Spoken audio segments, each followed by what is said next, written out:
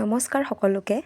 আজি আমি চাওঁ আহক মহাপ্ৰভু শ্ৰী শ্ৰী দৌলগোবিন্দ বাবাক কেনেকৈ দৌল যাত্ৰা কৰায়।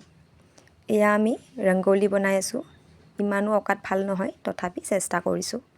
আৰু সকলোৱে দুৱাৰ মুখে ৰংগোলী আঁকি প্ৰভুৰ শ্ৰীচৰণত আশীৰ্বাদ লয়। আজি 5 দিনীয়া কাৰ্যসূচীৰ শেষৰটো দিন দৌল উৎসৱৰ। আৰু এয়া শেষৰটো দিনা তেওঁক দৌল যাত্ৰা কৰায়। উত্তৰ গুৱাহাটীৰ প্ৰায় আধা অঞ্চল প্ৰভুক দৌল যাত্ৰা কৰায়। আৰু মানুহ দেখিছেনে? অগণন মানুহ।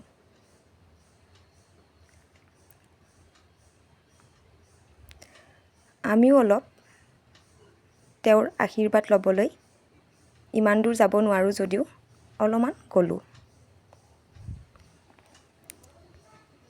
আৰু গৈয়ে এয়া দেখিছে লগৰ এজনীয়ে লগ পাই ফাকুৱা দিলে।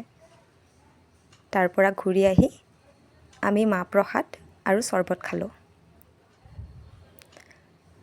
ভিডিঅ'টো য'ৰ পৰাই চাইছে তাৰ পৰাই প্ৰভুৰ চৰণত এটা আশীৰ্বাদ ল'ব।